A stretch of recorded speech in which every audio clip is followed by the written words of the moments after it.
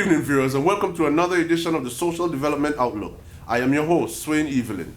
And just to remind you, this show was hosted and produced by the Communications Unit within the Ministry of Social Development.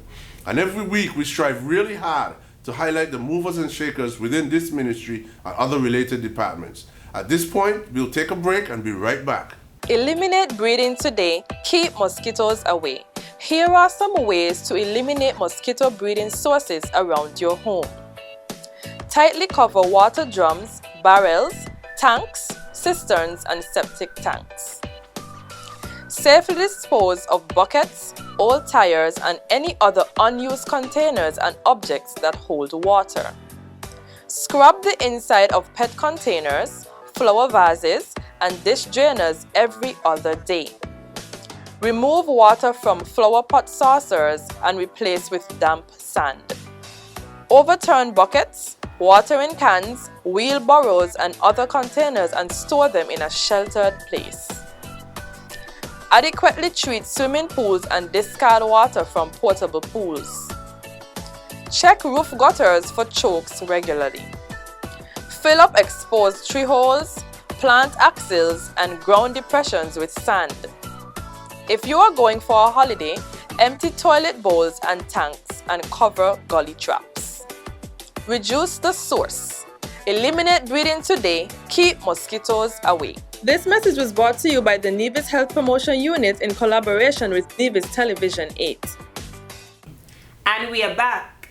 The Gender Affairs Department recently concluded their Teenage Mothers course with a graduation at the NEPAC Center held on the 29th of May 2020. Let us now view some clips from this event. But this day is a special day for our teen mothers. And it is called the Second Chance Teen Mothers Program. I'm sure that everybody in life would have made a mistake, and then you say, Lord, please give me a chance. Well, you mothers, I would like to commend you for your commitment. You have been committed for all this time. I know there are persons and social services who are responsible for this program. I know definitely that we would have done a good work with you. And this is the day when you would be, as it were, rewarded for your committed service. Now, I often wonder why people discriminate on young mothers. I am aware that most of you, some of you went beyond our expectations and fulfilled the program's plans and activities better than a lot of others, and so today I want to give my special congratulations to you who will be getting special awards today. The Teen Mothers Program is one of the signature programs of the department, spanning a period of 7 years under the very able leadership of Iversia Brown. I want us to give Iversia some commendation this morning. We have worked together for years, and this has been one of the programs that she has done in addition to her counseling duties at the department. And last year, she was given a different post in the ministry, and she has essentially given up the lead role in running the Second Chance Teen Mothers Program. But as you can see, she's still very much here and very much involved. So I wanted to take the time today to thank her for continuing to support us with the program and be here for the teen mothers and the girls. Give her another clap for me, please. This program is a program that is solidly supported by the ministry, and I'm glad the minister is here.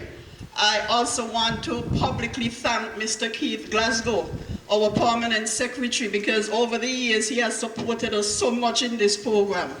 He has hardly said no to any of our requests and our sometimes demands to give you girls a chance at academic excellence, paying for classes, paying for,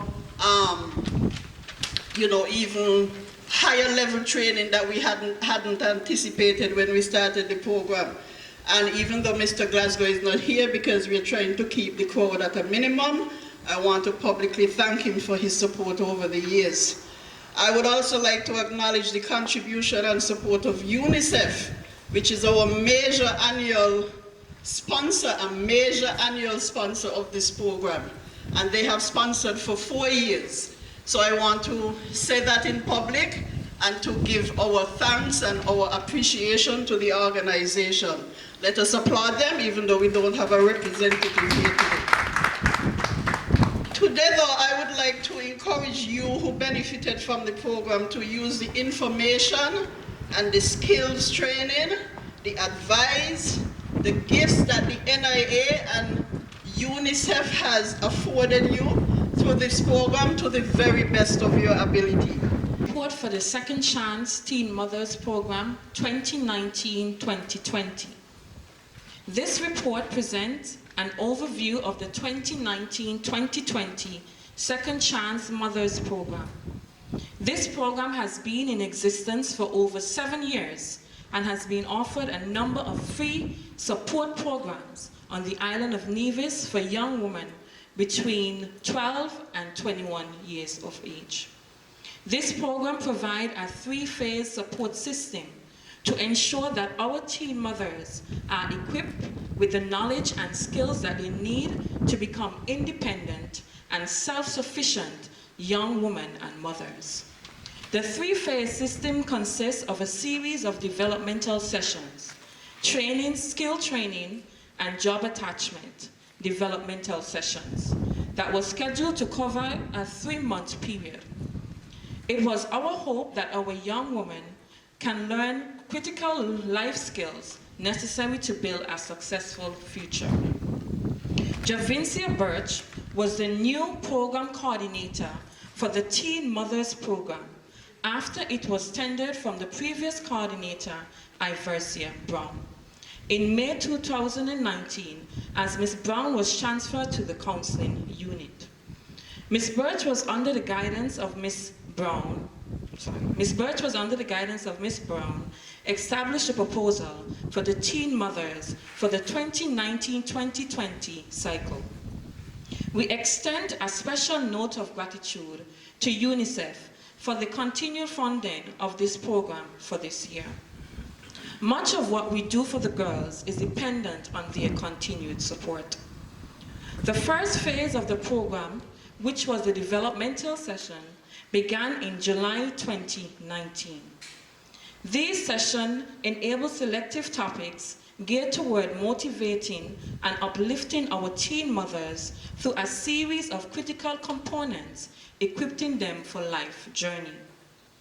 There were 5 developmental sessions created, namely entrepreneurship skills, disciplining children, building self-esteem and confidence, strengthening family planning practices, and career development. Each session had a series of objectives that each facilitator were guided by to ensure each session had structure. We express our heartfelt thanks to all our facilitators for investing in the lives of our teen mothers. Following the completion of the developmental session, the baton was passed on to Ms. Margaret Grant, who coordinated the completion of the skill training as well as the job attachment aspect of the program. The skill training session commenced on February 10th, 2020, being set to run for a period of 3 weeks, consisting of 6 sessions and 12 participants. There were 4 areas of training: hospitality, nail technology, baking, and hair weaving. 14 mothers participated in the baking sessions. 2 participated in the nail technology. 2 participated in hospitality sessions, and 5 in hair weaving session. Despite the short period of time, the sessions were an overall success. We say a special thanks to our skill training tutors, namely Castro Cornelius, nail technology, Shanika Summersall, hair weaving. Ms. Summersall was also a past representative of the program some years ago. Sylvester Wallace, Baking, and Vanessa Paris, Hospitality. It was a difficult start for this job attachment program, as most of the ladies who participated in the skill training session were also employed, which is partly an indication of the success of the program in the area of employment over the years. Also, because of other factors, some businesses were unable to commit to the program. Of the 12 that participated in the skill training session, 2 were unemployed, and 1 was a student. In the end, 2 young ladies received the opportunity to engage in the job attachment. 1 was employed at Sherry's Beauty World and the other at Hosford's Value Mart. We say thanks to the managers of the above businesses for their investing in our teen mothers. All right, let me greet Ms. Maynard, the Director of Social Services, and her entire team at that department. And let me greet, of course, our teen mothers, our special guest here for today. I am delighted and I'm very pleased to be here to associate with this initiative and this function. When Ms. Maynard called me earlier this week and asked whether or not I'll have a little time, I said, of course, I will make the time. I always try to make the time for any activities that is being hosted by any of my departments. I think all of these activities are extremely important and they're touching the lives of so many persons. I am very pleased that this program has touched and impacted the lives of the teen mothers who are here today, who are all looking very, very smart. Give yourselves a round of applause. I want to start by commending the Department of Social Services for once again running this program and for this initiative. I know I was at the Mount Nevis Hotel last year for a similar program, and time has gone by very quickly. And last year we were there at Mount Nevis, and all of the teen mothers were beaming, and I can say today as well that the teen mothers who are here are looking fabulous and are beaming as well. And I believe one of the reasons why you're looking so fabulous and you're beaming today is because of the confidence that you have grown because of this initiative that has been done by the Social Services Department. And of course, the Social Services Department is the department that ensures that we touch the lives of everyone, that we leave no one behind. And this program is another testimony of the excellent work that is being done by the Department of Social Services. And it shows once again that we are touching the lives of the ordinary persons on the island of Nevis. One of the mantra of the Social Services Department is to leave no one behind. And irrespective of what you would have gone through in life, this is a department and this is a ministry and this is a government that ensures that we care for everyone, including you, the teen mothers. I know it cannot be easy for most of you as a teen mother, and I'm hoping and trusting that you're getting the support that you deserve from the fathers and the other relatives. But if you're not, rest assured that the Department of Social Services will always be there to give whatever moral support we can give. And so I want to commend the director, Ms. Maynard, and all who have been a part of this program, Mrs. Brown, Ms. Liebert, Mrs. Grant, Ms. Manners, Mrs. Birch as well. And I just want to commend them for doing what I believe would have been a fantastic job with you, the teen mothers. I also want to go on record to express the administration's gratitude to UNICEF, because UNICEF has been on board with us for some time now, and I am heartened that an international organization would see it fit to join with us here in Nevis, with the Department of Social Services, in ensuring that you, the teen mothers, have a second chance. And so I want to say a special thank you to UNICEF for the support that you have given to this program and the support that you have given to so many other programs that are being run through social services and other departments of my ministry. And I would encourage and hope that this year will not be the last year that we're getting the support from UNICEF. I believe this is a program that is designed to assist all of you. I believe that you would have gotten so much from this program, and I believe that is why UNICEF decided to jump on board to assist our teen mothers. I noticed the theme is improving lives, changing life stories, and building a sustainable future. I want to congratulate all of you, the teen mothers, because I know having children or a child to look after cannot be easy. And for you to have had the commitment and the perseverance to complete this program says a lot about you, the teen mothers. I am sure that many of the times when you had to come to these sessions, you were wondering whether or not you'd be able to get somebody to leave your child with or your children with. And I am hoping that your parents and your family members would have worked with you.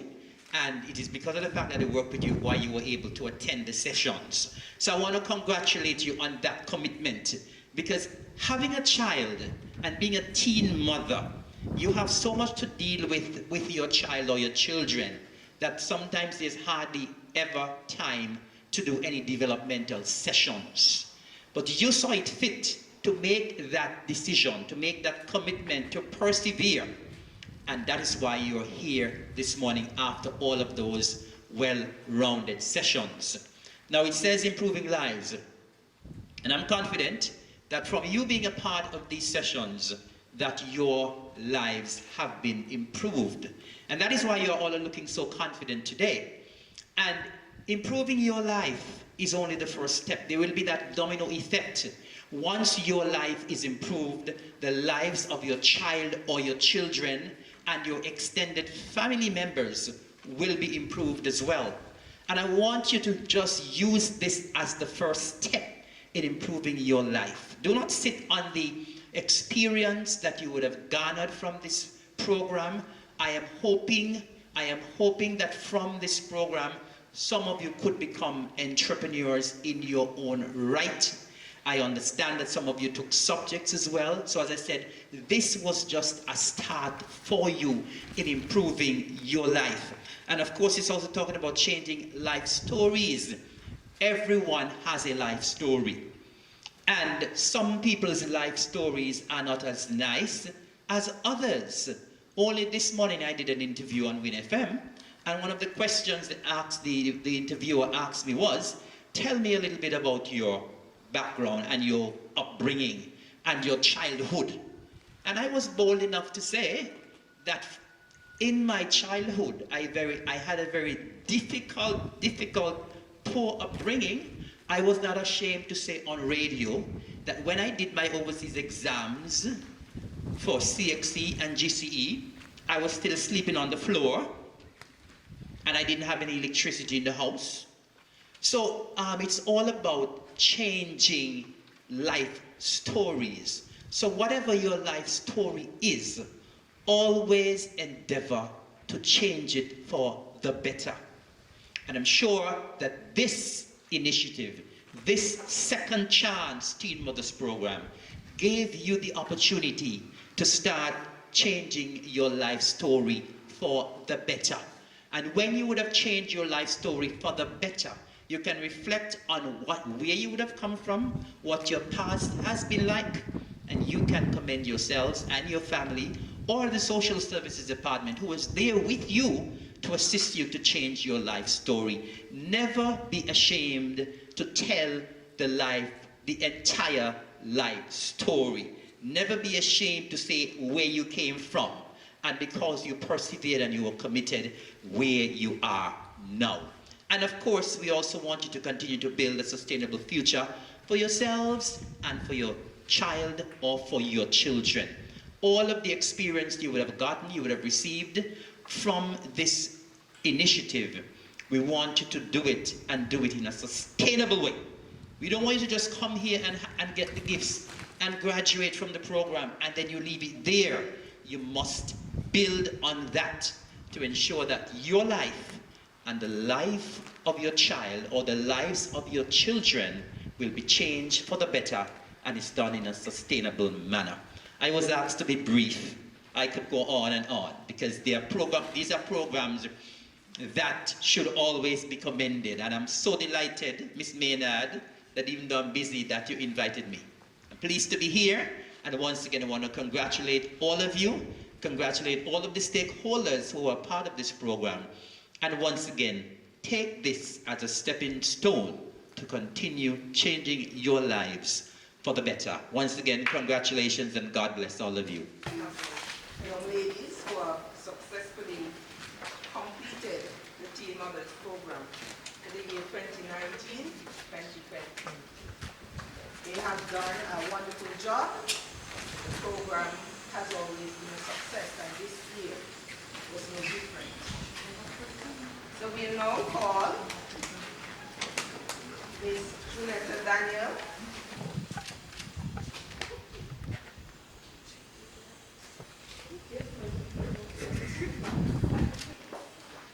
Ms. Kellyanna Dixon.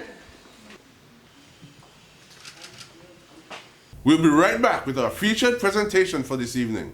Get an insider look at what's going on in your country on the Move with Honorable Eric Evelyn, Minister of Social Development and Culture et al.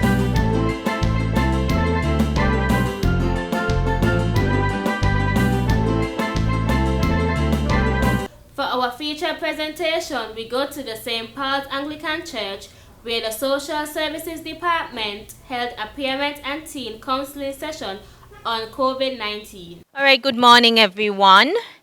Thank you, Anesta, for that wonderful introduction. As we all realize, we are all in this together. This is a really stressful period for everyone, and in different ways. For most of the children I hear, you miss school, you miss your peers, you miss your friends, and that's understandable. And for some adults, work is extra busy now, and for others, you aren't working. So that's really challenging in and of itself. Now, this morning's presentation is going to be brief, 10 to 15 minutes. If you have any questions at any point, please feel free to raise your hands, or if you choose, you can wait until the end of the presentation. So being a parent is challenging on its own. And then being a parent during this time is even more challenging than before, because you now have the addition of having the children home more often, all the time, one may say, and then you now have the responsibility of ensuring that they complete their schoolwork on top of all of the other things that you have to do on a regular basis. So it's a really difficult time for both parents and children.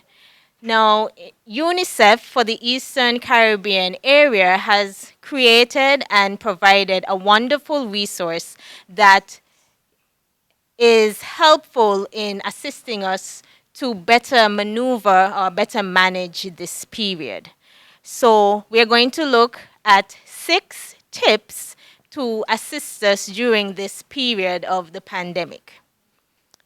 So the first tip is to establish one-on-one time with your child or children.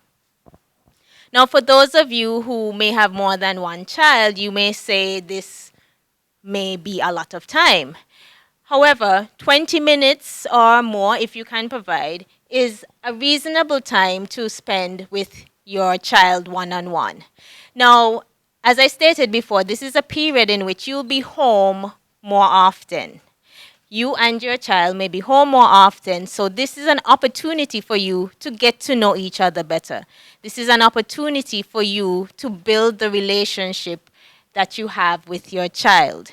So it is suggested that you create one-on-one time with your child to learn more about them, engage with them in different activities. And it is very important that you invite the child in terms of bringing him or her into the activity by asking them what they would like to do. For instance, Lily, what would be an activity at home both of you could do together?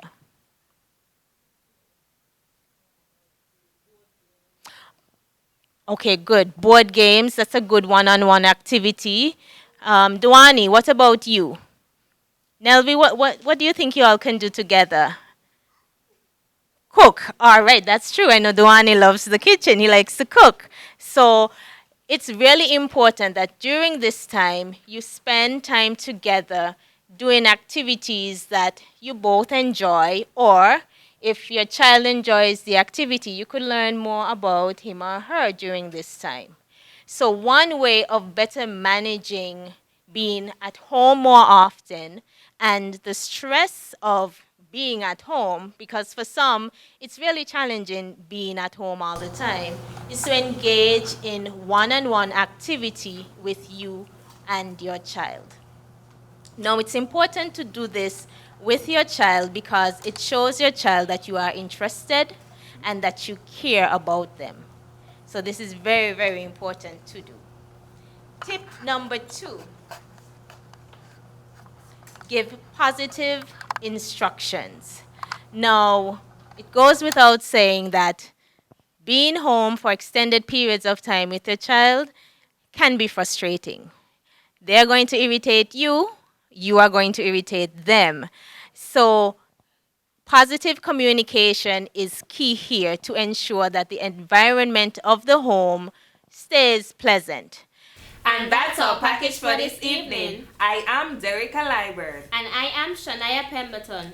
Tune in next Tuesday for another edition of the Social Development Outlook. Good night.